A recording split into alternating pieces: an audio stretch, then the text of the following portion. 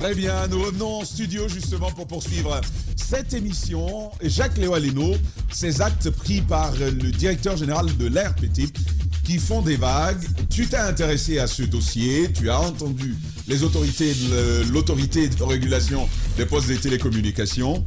Qu'as-tu trouvé, mon cher ? Alors, la question, et puisque la polémique tourne autour de ça, est-ce que c'est une violation du principe de souveraineté numérique? C'est cela la question fondamentale qu'on se pose depuis que ces actes-là ont été pris. C'est quand même depuis le 26 janvier 2023 que ces autorisations ont été accordées aux opérateurs de téléphonie, notamment les deux. Le troisième, on dira pourquoi tout à l'heure. Je vais peut-être lire l'essentiel du contenu de cette lettre. Le directeur général, monsieur le directeur général de la société Ariba MTN Guinée SA. Je préfère prendre ça parce que l'observation des gens n'est pas partie vers cet opérateur-là. Objet autorisation de déployer l'Internet fixe. Monsieur le directeur général, par suite de notre réunion en date du lundi... si tu permets, on peut même le faire avec la régie. J'imagine que on peut procéder au même moment. Poutin, allons-y, mon cher Jacques. Donc, par suite de notre réunion en date du lundi 19 décembre 2022 concernant le déploiement de la fibre et après analyse des dispositions réglementaires et de la situation de concurrence, nous vous autorisons à déployer l'Internet fixe et sous les conditions suivantes. Un cahier de charges spécifique vous sera transmis dans lequel le nombre minimum de brins de fibres à installer et le plan de déploiement seront indiqués.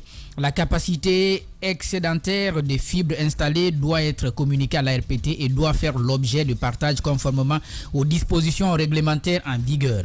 Les tarifs de gros et des détails doivent être validés par l'ARPT. Dès la mise en place des réseaux mutualisés par les opérateurs d'infrastructures, de nouvelles dispositions seront prises en lieu et place et de celles qui régulent cette activité. Par ailleurs, cette autorisation ne vous donne pas, et je crois que ça c'est important, le droit de déployer un backbone national en fibre optique. Parce que je pense que cela a déjà été fait et c'est la responsabilité régalienne de l'État de le faire. D'atterrir un câble sous-marin. Nous vous exhortons au respect de ces dispositions conformément au cadre de bonne collaboration et principe de la régulation collaborative.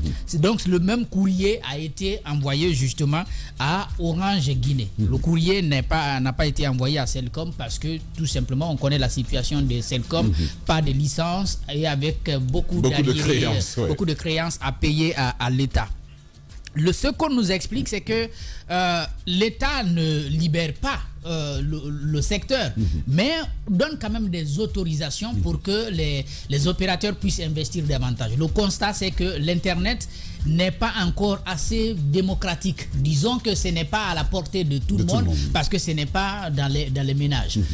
C'était réservé spécifiquement aux fournisseurs d'accès Internet, donc qui n'exploitent pas la téléphonie, qui ne sont que dans ça. On connaît quand même quelques opérateurs qui depuis une dizaine d'années sont sur ce plan, mais on travaillait beaucoup plus avec les entreprises et donc on déployait de l'Internet dans les bureaux. Cela n'a pas été fait autant pour les ménages. C'est vrai que ces derniers temps, je vois un opérateur qu'on connaît très bien qui est en train de le faire dans les ménages. Donc on parle de 2%.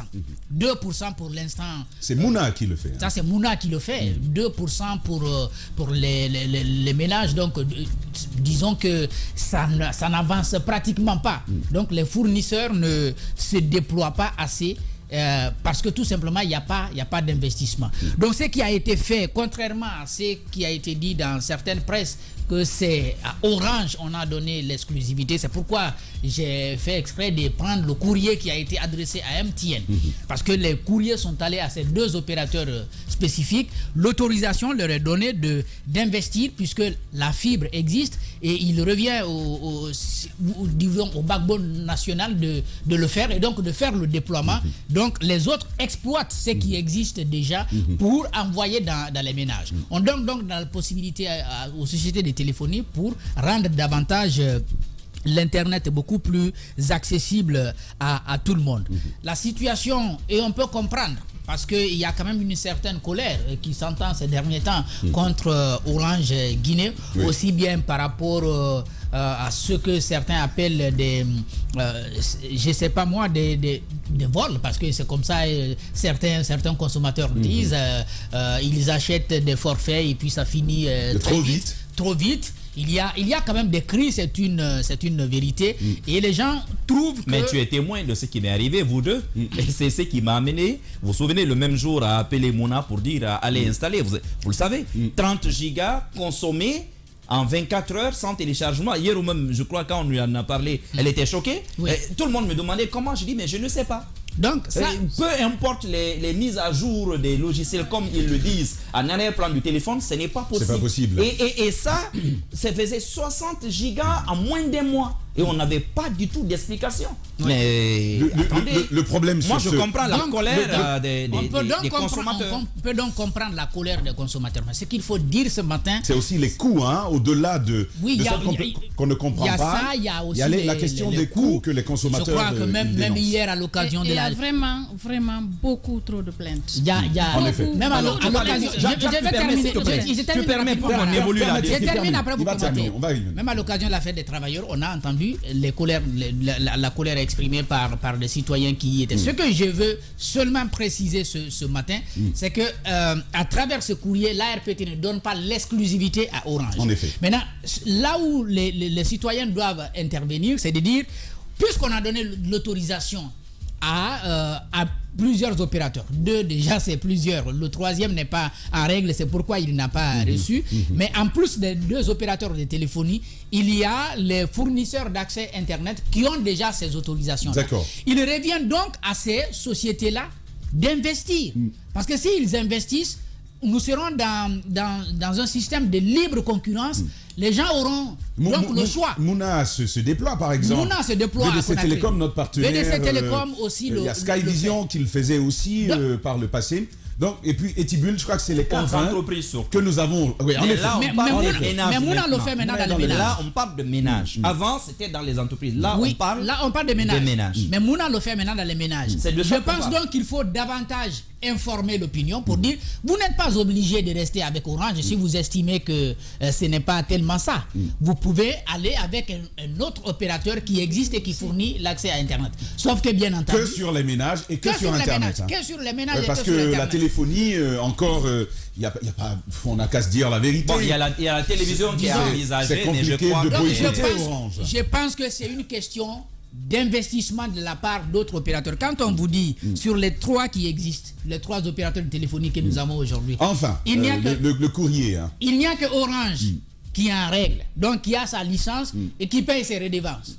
MTN n'avait pas de licence, contrairement à ce qu'on avait passé. D'ailleurs, on l'avait dit, on a dit, il y a un seul opérateur, mais on n'avait pas pu nommer MTN. MTN aussi n'avait pas de licence. Mais MTN a désormais sa licence, mais n'a pas encore fini de payer ses arriérés. Sa licence 4G, faut-il, jusqu'à la licence 4G, faut-il le préciser. Jusqu'à la licence 2G, 3G et 4G. Voilà. Et Cellcom, ni licence, et puis avec des dettes à payer. Donc face à une telle situation... Ils sont en justice là. Ils sont en justice là. Donc face à une telle situation, même si vous êtes en colère contre Orange, mais c'est parce que tout simplement, ceux qui sont en face ne font pas l'effort d'aller loin, ne font pas l'effort d'investir et de se mettre au même niveau que Orange. Il y a quand même...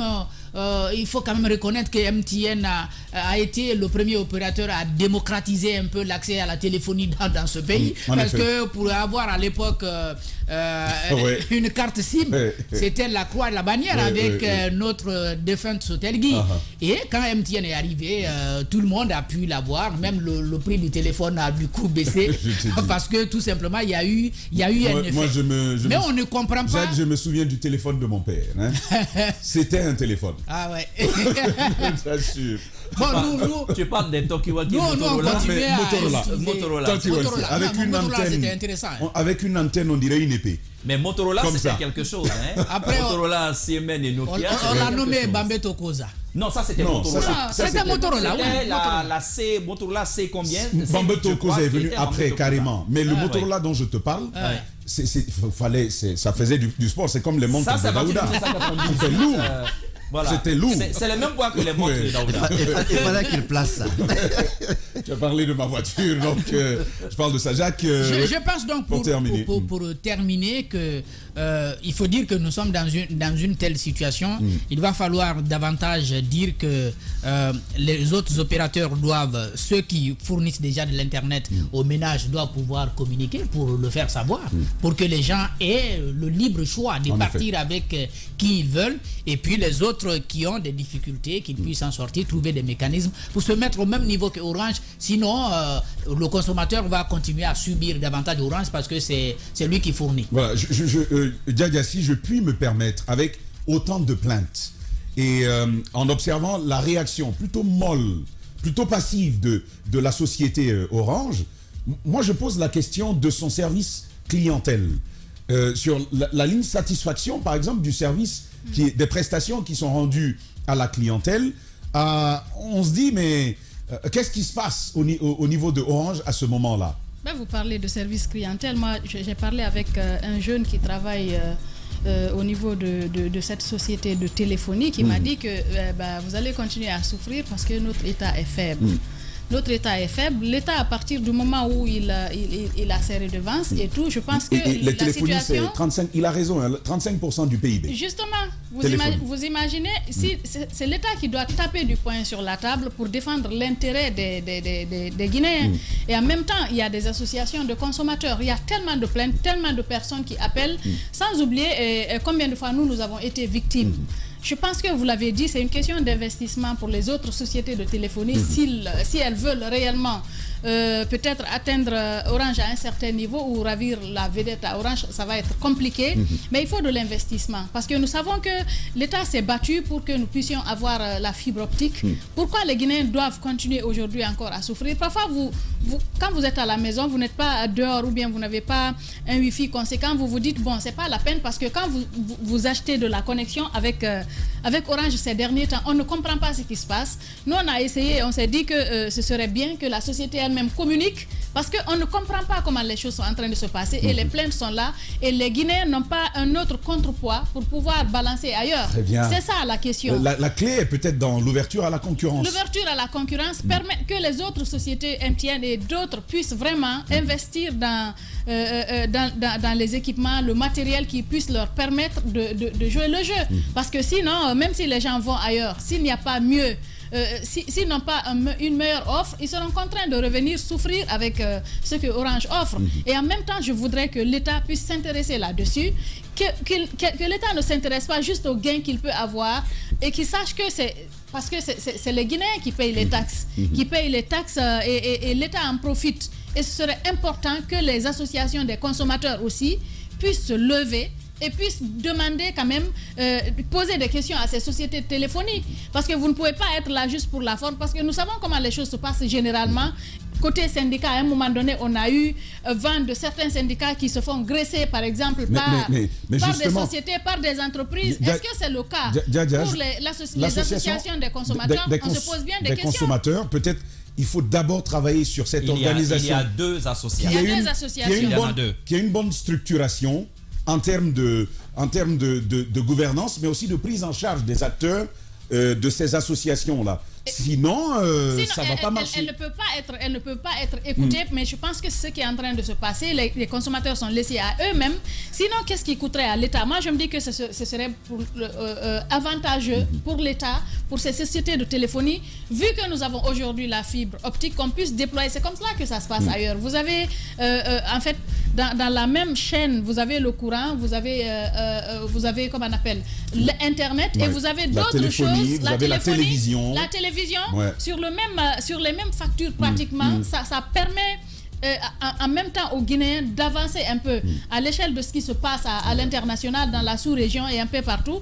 Mais vous ne pouvez pas disséquer les choses comme ça, que le Guinéen soit obligé de se battre pour payer le courant à part, pour payer l'eau à part et pour payer... De façon, on pourrait globaliser la chose, ça pourrait rapporter à l'État en même temps, parce qu'il y a beaucoup de Guinéens qui voudraient avoir le Wi-Fi à la maison. Mais il n'y a pas d'alternative. et il n'y a pas de communication autour, de sensibilisation. C'est important que, par exemple, les sociétés qui sont en train de déployer justement Internet puissent communiquer et sensibiliser pour que les gens puissent faire le choix. En effet. Daouda, on en revient à la question de la concurrence. Il ne faut pas qu'on se voile la face.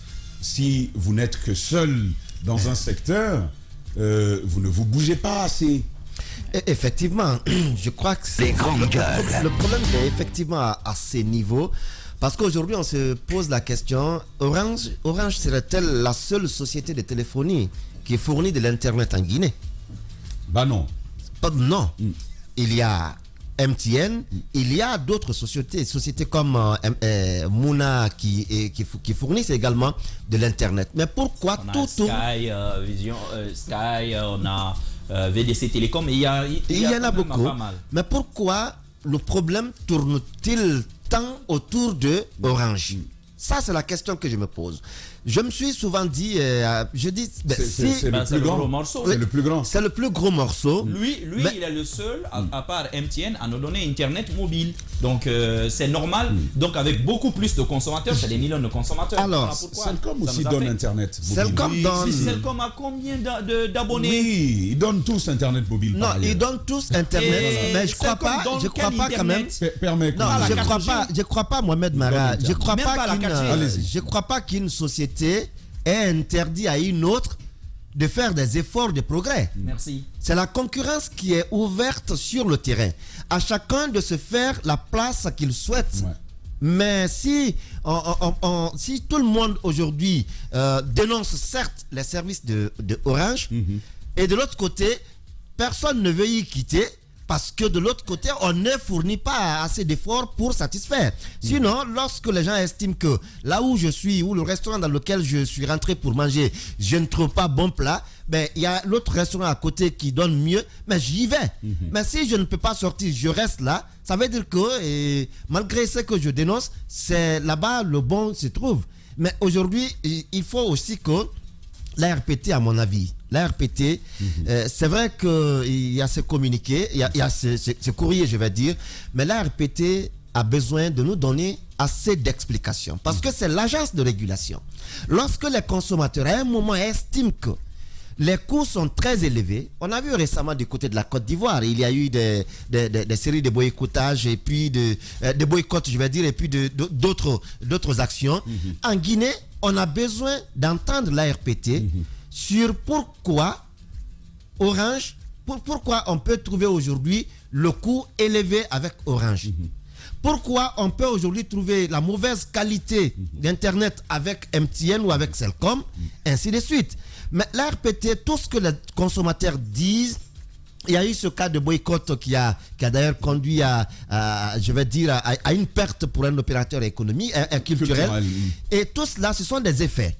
La RPT aujourd'hui doit dire, ce que vous dénoncez, vous avez bien raison, non, vous n'avez pas raison. Voilà le tableau. C'est pas lié au boycott d'Orange, je crois pas, moi. Non. Je crois pas que ce soit lié. Non. On a eu le boycott de Takana, ça n'a pas fonctionné. Non, ça a eu un effet. Le jeune d'Araba à son stand là, Orange est bien partenaire. On en parlera tout à l'heure, Tamba, on en parlera tout à l'heure. Juste, Mofasori sort à Sigiri, et puis il y a un fait qui fait partir l'autre. On dit non, c'est parce que il a parlé ceci.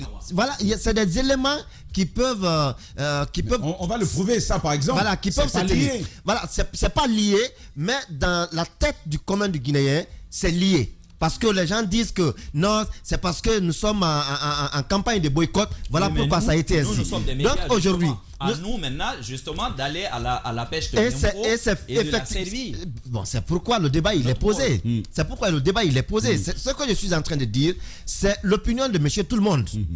L'opinion de monsieur tout le monde. Et pour que cette opinion disparaisse, il faut que les services compétents, notamment l'ARPT, mais également le service, la société Orange, il faut qu'il y ait de la communication.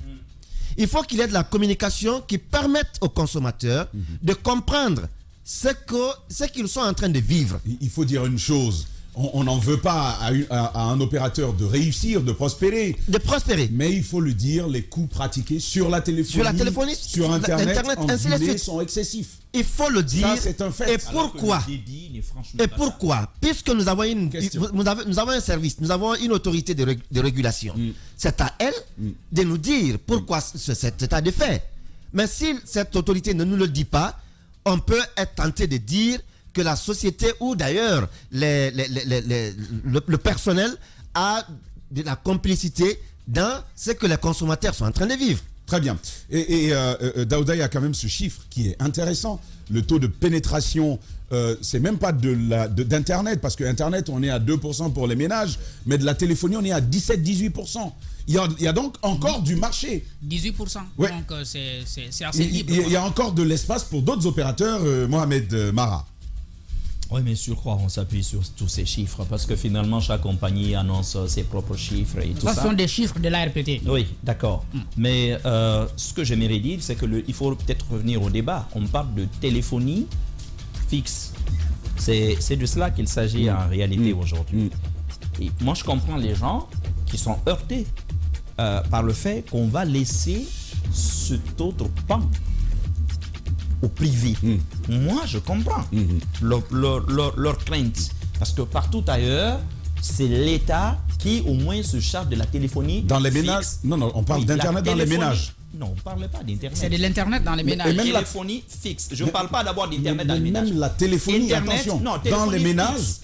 Téléphonie fixe. Oui, mais dans les ménages, je vous le dis encore une fois, il y a bien des pays, notamment nordiques aussi, où la téléphonie est tenue par des privés. L'État peut bien contrôler. Je dis bien, c'est l'Internet la téléphonie fixe classique, vous le savez, elle est généralement, il y a tellement de choses qui sont liées à ça, parce que votre adressage est lié à cela. Je suis d'accord. Partout dans le monde, votre adresse est liée pas à votre ligne portable, mais carrément à la ligne fixe. Je peux comprendre les inquiétudes. Maintenant, vous avez raison.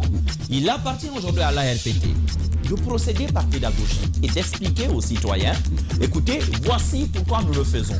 La vérité est que l'État n'est pas prêt. Vous voyez, on fait ces genres d'annonces au moment où le ministre des Télécoms, lui, nous dit, bon, Guinée Télécom viendra s'aligner pour d'abord fournir Internet, pour faire ceci, cela. Au même moment, on découvre que... D'ailleurs, Guinée Télécom, ce n'est pas l'État, finalement, d'après ses explications. Et c'est pas justement ce qui nous avait été annoncé. Au départ. En réalité, on est dans une vraie campagne d'enfumage. Très bien. Maintenant, moi, je vais terminer. Une campagne d'enfumage. Si tu me donnes 30 secondes, tu parlais de coût tout à l'heure. D'accès, parce que c'est Hero qui en parle, et ça, c'est vrai, c'est cher. Parce que Internet, par exemple, à domicile, le Wi-Fi, avec les box illimitées, à domicile, c'est 1 million dans les campagnes. C'est excessif. Là où, comment il s'appelle, leurs concurrents de Mouna, eux, vous déploient directement la fibre à 670 000 le mois. Et ça, c'est quelque chose. Or, qu'est-ce que le ministre Gawa nous a annoncé ici il y a 3 semaines? On irait il vers nous 400 a dit 000. le 10 mars, il nous a dit quoi? Et le 10 avril, il nous avait dit quoi? Il nous a dit que les sociétés se sont engagées à nous fournir ce service à 400 000, voire 300 000 avant la fin de l'année. Engagé. Donc, ruez-vous et attendez, si à la fin de l'année, on n'est pas à 400 000, demandez des comptes. Très bien. On revient surtout par ces temps qui courent. N'ayez pas de belles voitures à Conakry. Sinon, on va vous le dire tout à l'heure. C'est dans 10 minutes.